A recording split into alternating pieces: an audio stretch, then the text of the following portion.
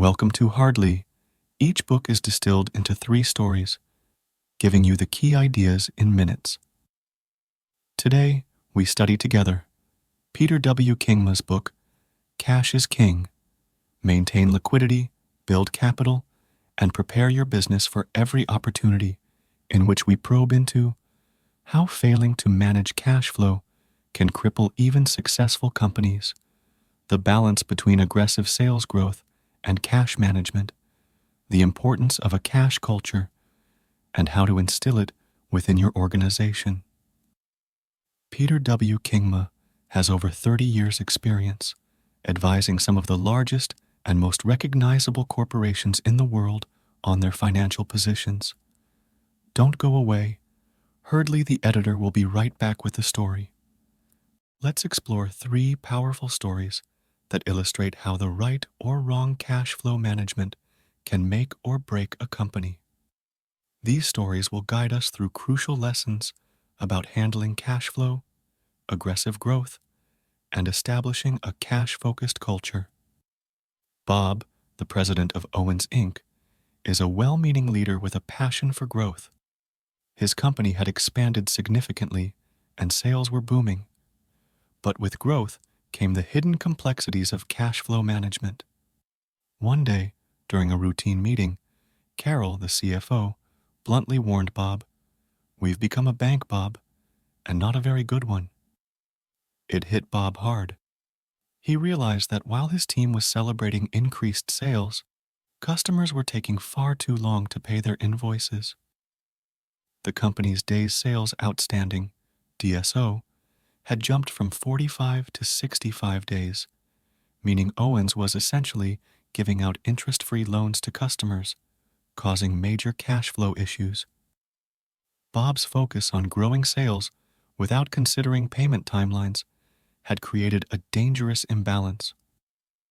Carol's warning pushed Bob to act, as he understood now that sales without timely payments weren't enough to sustain the company. He needed a way to collect cash faster and stop relying on loans to finance growth. Bob's story highlights a key principle. Growth and cash flow need to be managed together. It's not just about pushing sales. It's about ensuring that revenue quickly converts into cash. To avoid this, companies should develop more disciplined billing and collections processes, ensuring that terms are well balanced between revenue and cash. With Bob's newfound awareness, the story shifts to Youssef, the head of manufacturing at Owens. Youssef's world revolved around delivering products on time and keeping operations efficient. But as Owens expanded, inventory piled up, causing cash to get stuck in stock rather than flowing freely. One day, Bob approached Youssef with a grim look. "I know we've been so focused on growth, but our inventory is out of control," Bob admitted. Youssef knew this was true, but hadn't felt the pressure until Bob brought it up. The team had been over-ordering to keep up with demand, without thinking about how much cash was tied up in materials that wouldn't be used for months. In one case, a particular product line had been stocked with months' worth of components, far more than was necessary, leaving millions of dollars in cash essentially frozen in inventory. Bob and Youssef worked together to optimize inventory levels. They realized that they didn't need to hoard stock as much as they thought. With better forecasting and a leaner inventory system, they freed up significant amounts of cash, allowing the company to reinvest in areas that mattered more, like innovation. The takeaway here is simple. Excess inventory might seem like a way to avoid supply chain disruptions, but it can be a major cash drain. Companies must balance the need for stock with maintaining healthy cash flow. By refining inventory management processes, businesses can free up cash to invest elsewhere.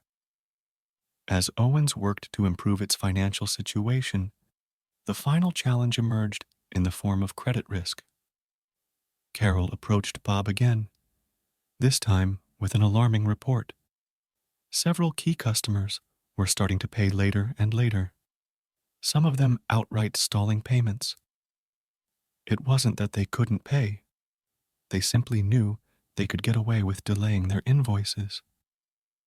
"We've been too lenient," Carol explained. "We need stricter credit controls, or we'll be stuck covering their delays." This wasn't just a matter of sending polite reminders. Carol's team needed to overhaul the credit risk management process, enforcing stricter policies to ensure that customers either paid on time or faced consequences. They even started offering slight discounts for early payments, incentivizing customers to clear their invoices sooner. The risk of late payments can cripple even the most successful businesses, which is why proper credit management is crucial. Carol's final move was to empower her team with better tools to track payment performance and ensure that customers who regularly delayed payments were put on a watch list. The lesson here is that managing credit risk isn't just about vetting customers at the start of a relationship. It requires ongoing monitoring and enforcing rules that prioritize cash flow. These three stories reflect the critical intersection of cash flow management, inventory control, and credit risk in building a sustainable business. Each step along the way, from aggressive sales strategies to cautious inventory handling and vigilant credit management, plays a key role in maintaining a healthy cash flow that allows a business to grow sustainably. The link between these stories is clear. Cash must be constantly moving, whether it's coming in through faster collections, freed up from better inventory practices, or protected through stronger credit policies. Without that movement, even the most impressive growth will crumble. In conclusion, these examples illustrate the importance of maintaining a healthy balance between sales and cash. Owens's challenges, from delayed payments, bloated inventory, to lax credit control, are common issues businesses face, especially during rapid growth. Each story highlights how crucial it is to have clear processes in place to manage cash, ensuring that it isn't tied up in sales that aren't yet paid for, in inventory that's sitting idle, or with customers who take advantage of lenient credit policies.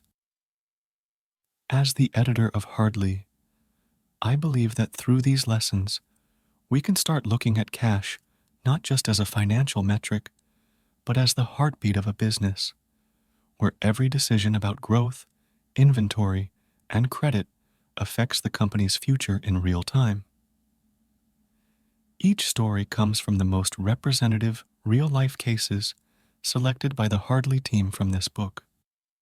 Besides these three stories, there are 7 more valuable lessons waiting to be discovered. If you wish to dive deeper, we recommend purchasing the full book. Bob's Journey at Owens Inc.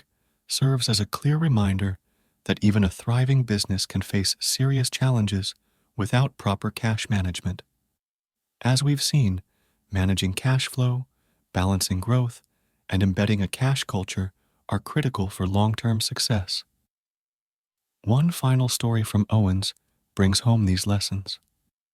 Bob had always focused on growth, but when Carol, the CFO, pulled him into a meeting one day, she presented a sobering reality.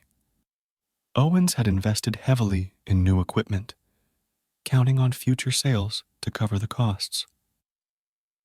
But one of their biggest customers, who had always been reliable, was suddenly delaying payments. Bob was confident the issue would resolve itself, but Carol warned, "Their balance sheet isn't as strong as it looks. If they collapse, so does our cash flow." After a tough decision, Bob chose to pause future sales to this client until payments caught up. It was a risky move, but ultimately, the customer paid, and Owen's cash position stabilized. This story echoes a key point. Cash flow needs constant vigilance, even when working with trusted partners. A company's ability to adapt, even when difficult, can save it from significant financial pain. Whether it's delayed customer payments, poor inventory management, or lax credit controls, each aspect of cash management plays a vital role in the health of a business. As the editor of Hardly, I believe that mastering cash flow allows companies to seize opportunities rather than fall prey to crises.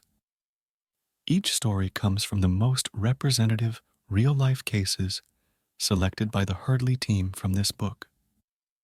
Besides these lessons, there are 7 more compelling stories in this book.